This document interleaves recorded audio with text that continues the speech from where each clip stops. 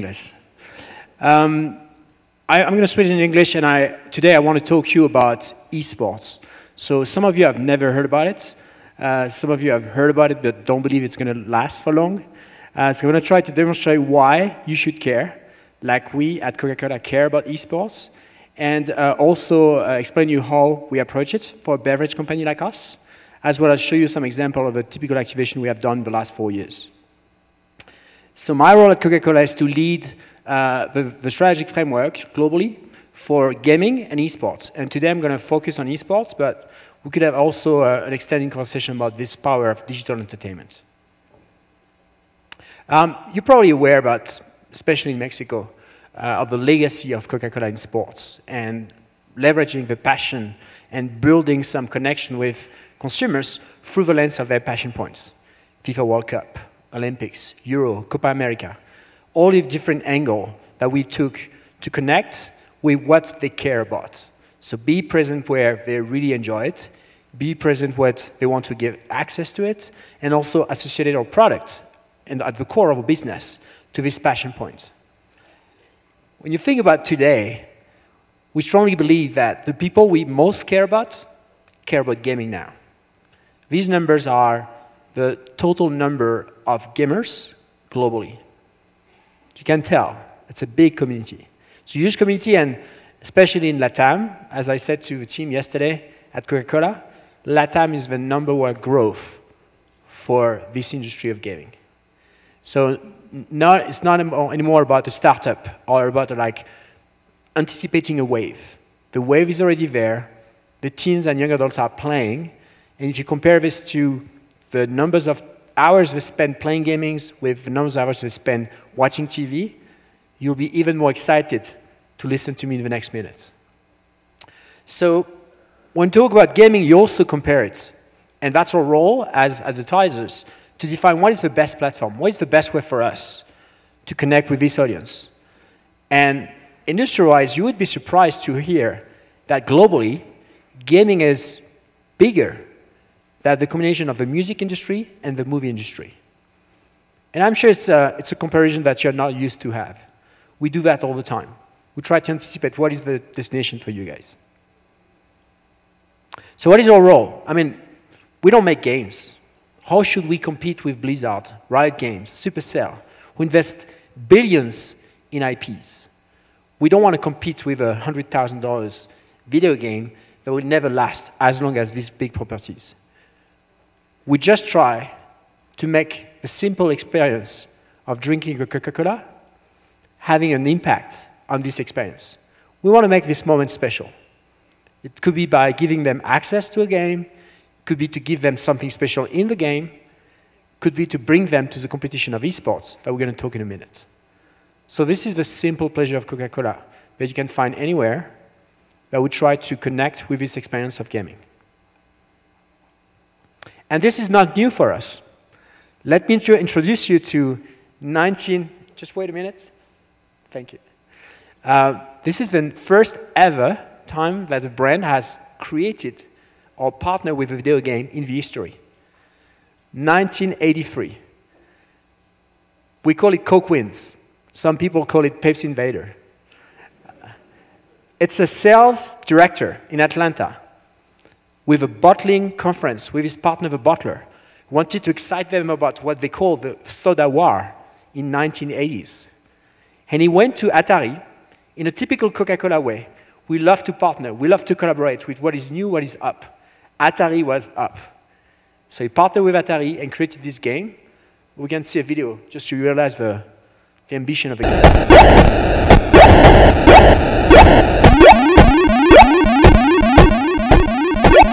Thank you.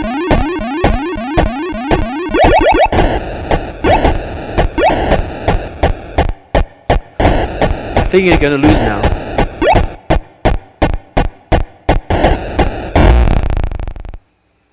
By the end, Coke wins. That's the most important one.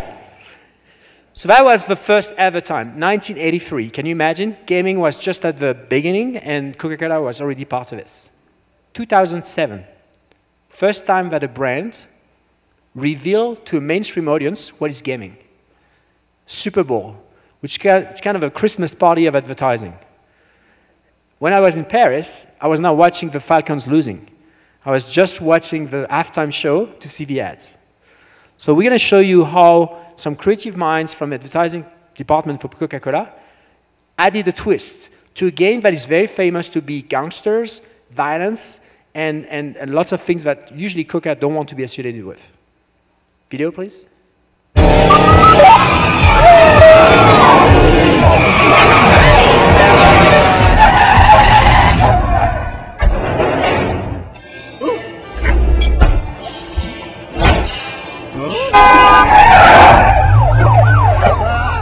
Give a little love, and it all comes back to you. You're gonna be remembered for the things that you say you do. You give a little love, and it all comes back to you. You're gonna be remembered for the things that you say and do. You give a little love and it all comes back to you. Yeah, pretty much. I prefer this Coke style of life. So that was the legacy, and that's just to demonstrate to you how much Coke has been involved since the beginning in this new passion point. So let's talk about esports now. So when we did this partnership with Riot Games, probably like everybody was surprised. The community was surprised, the press was surprised, and we have been part of this moment of truth where the community become like open, public, and mainstream. This was the first time that a brand that is non-endemic. Non-endemic means not a keyboard, not a screen, not a headset, not something that is linked to the computer, actually something that is in the other categories of advertiser. First time that a brand makes such a global partnership with esports. And we did it with League of Legends, which we're going to talk about is the biggest discipline of what we call esports nowadays. But before we talk about that, I just want to make, to clarify a little bit what I mean by esports. And probably there is probably one definition for esports per person involved in esports. So it's only my definition. You know already what is in the middle. The middle is exactly what is gaming for about 25 years. It's people using a hardware to connect to a screen to actively interact with a game. This is like casual gaming, this is computer gaming, this is console gaming. These have been there for about 25 years. This is the PlayStation, this is the Xbox, this is the Nintendo. This is all the game that we love to play in Mexico. I know FIFA is huge here. So these are casual gaming. This is a huge community, but just as a comparison, this is something that is now very mature. So we talk about 2 to 5% growth per year. The second one I want to talk about is mobile gaming. Again, I don't think I need to talk about it. Some people may have played sometimes on mobile here. We talk about Candy Crush. We talk about Clash Royale nowadays, which is very famous. Pokemon Go last year was the big thing. This is already still growing, 15 to 20% per year. Interesting is that this is very snackable, where people are used to play like 1 to 3 hours per day with console and PC gaming when they are big fans. Mobile is probably 5 to 15 minutes because you do it when you're on the commute, when you go to work, when you go to school, when you wait for classes. That's what you do as a break. Completely different behaviors. And that's why we define it as a different behaviors, is because as a brand, we want to associate ourselves to moments, and this consumption in moment is completely different. And then esports. Esports is not competitive gaming from my point of view. Space Invader, 1981, they did a fantastic world championship in San Francisco. 2,000 kids traveled to there just to play video games and to know who is the best one. This is not esports. Esports, from my point of view, is the connection between the trend of gaming, that is very mainstream and very popular, with a digital innovation, live streaming. The fact that anyone with one computer and a Wi-Fi can connect his screen when he's playing to the rest of the world. And if he's famous, he's very competitive, he's probably the best in the world, lots of people are going to watch him. We talk about 45 million people watching the one game for the finale of the World Championship of League of Legends. 45 million, you have to admit, numbers that people like the NBA are usually gathering for the big finals. So these numbers are important. That's why brands are excited, as we are. And it's also excited because it's much easier to be associated with eSports because it's just sports. So you get sponsors on the jersey, banners, like traditional sports. The way fan expects brands to be involved is the same as in the other sports, the offline sports. All sports? No, I would not say that. We have much more difficulties if we want to be in PlayStation. If you are in Europe, or if you are in Mexico, and you want to have your brand integrated into the game called FIFA, you have to make a global deal.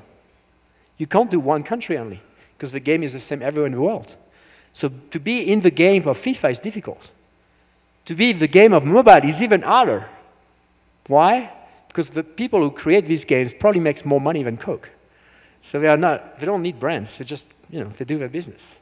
I don't know if you know, but Supercell, who created Clash Royale, Clash of Clans, and Boom Beach, they have been acquired $10.8 billion 2 years ago. Just as a comparison, Star Wars has been acquired by $4.8 billion. So this is a big business. And this category of games, they don't really need brands. This is why eSports is so important for brand advertisers. It's growing, it's very targeted for the people we care about, and it's also much more accessible than other type of games. So this is eSports. Welcome to eSports. You can see here some famous arena, Staples Center, where the Lakers are playing. You got referees. Guess what? If you got your headset and you do this, you can listen to the crowds that give you some advice on how to play. So the referee are checking that you keep your headset. You got people from ESPN and ABC that are joining the publishers to create content that match the standards of the best broadcasters, interviewers, casters, analysts. When you get 45 million people watching, you better do a good show. So this is eSports. If you never see it, I'm going to show a video afterwards so that you can realize how it looks like, which is, for all the people here who have been working in sports for years, pretty similar, just a different field. And a much younger audience. That's the two things. So let's give an example. I knew we had my colleagues here, so to make a comparison. League of Legends is a 5-player game, like basketball. So let's take this as a starting point.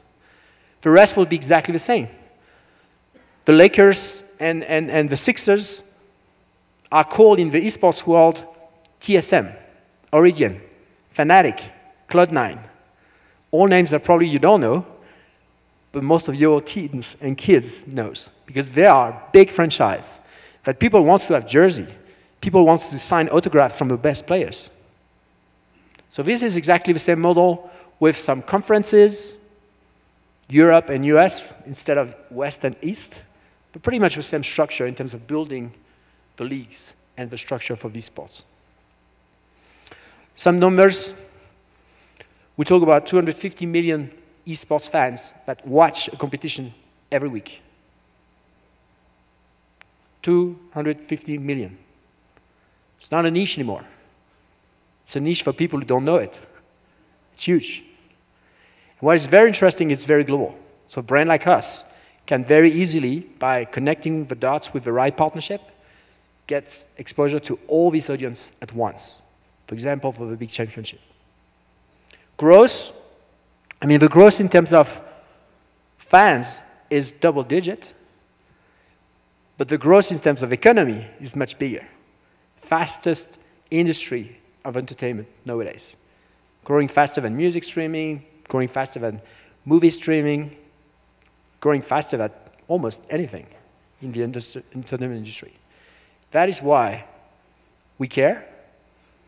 And also, that's why I invite everyone here to consider it, because the fans is growing not faster as the price. So if you want to make the best results, you have to start considering it now, not in 3 years' time when the price will be so high. Just one word of the audience, which I know it's like, Coke is not investing 100% of our sponsorship into gaming and esports. This is perfect for male, young audience. So then we build complementary plans for the other type of audience with meals, with music, with movie, so that we have a portfolio approach on different brands, different audience. So this is not the solution to any marketing problem in the world. This is just esports. But it's pretty much already something great. Last thing I want to show you is an example. This is one event. It's happening in Berlin. It's the World Championship final, so kind of a Super Bowl of esports. Biggest sports is League of Legends. Biggest events of this competition is the World Finals. And I'm going to just say that this event was the biggest venue in Germany. The 15,000 tickets has been sold out in 6 minutes. Yes. We created viewing parties in 20 countries, in cinemas, for fans who are not able to travel to Berlin or didn't make the 6-minute challenge to be able to regroup. We had more than 20,000 people booking tickets to watch together in a cinema these events. You will see it. So please, video.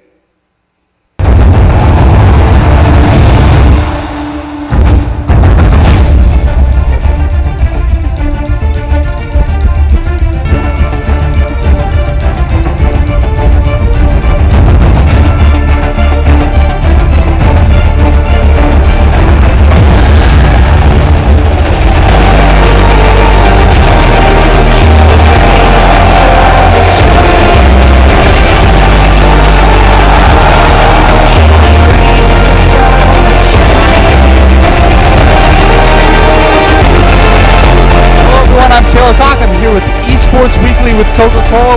We are the ones to ignite the darkened skies. A champions, and we divide. A soul riding on the few who rise up high. And we all fight at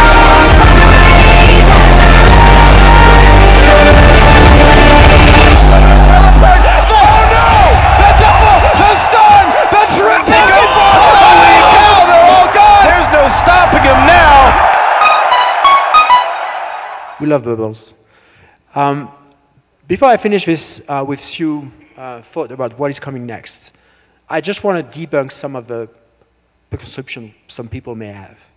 Yes, there are 250 million people that wake up at 3 in the morning on Sunday to watch Korean playing video games. Yes, it's happening.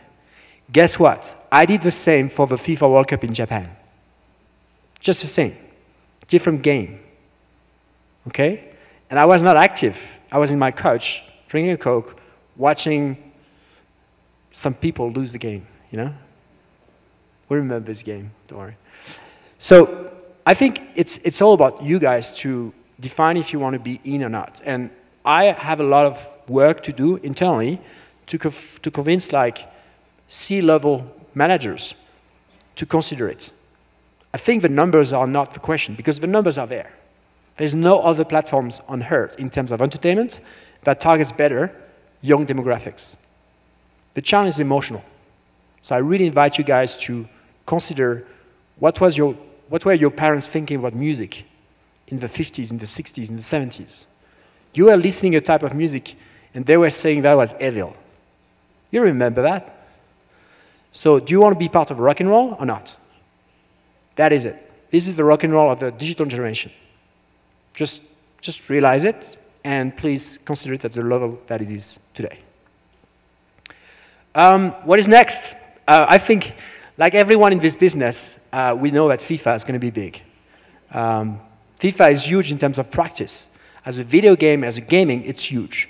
120 million players per year, 4 million per day. And about 50% of the teams in Mexico are playing this game. Challenge, nobody watched it yet. When I say nobody, it's not true. We talk about 50,000, 100,000 people watching. If you compare it to me streaming, it's great. If you compare it to League of Legends with 45 million, there's still a way to go. So EA, FIFA, partners like Coke, are all working now to structure the esports component of the FIFA competitive industry to elevate FIFA to the level of practice so that we can connect the dots. Why? Because, of course, for clubs, for fans, for mainstream audience, FIFA is the biggest potential to help people to make the first feet in the water. So that's what we do, and that's definitely the game that has the biggest potential and growing faster nowadays. Platform, of course. Today, the biggest success of esports is computer gaming. Some people say it because it's like the best skills and everything. I don't believe it. I think it's because historically, the games were done for PC. But everybody has a smartphone now. So everybody's now working with people like Vainglory, like Clash Royale, games like that, to define and identify what will be the first mobile game to be successful on smartphone. So we try to see what is the future, but we know that's already the next big thing for us. Finally, broadcasters. I mean, there's a lot of discussion nowadays. TV versus Twitch. I know the Twitch people are here. They will share their point of view later, I'm sure. I'm really excited to see the TV broadcasters to bring their standards in terms of production. I don't think they will bring a lot broader audience, because that's probably the same fans that will transition to their bedroom, to the sofa, to watching a different screen. But I'm also very excited about the next one. The next one for me is Periscope, is Facebook, is people like Twitter that are now starting to acquire some rights to broadcast live some competition.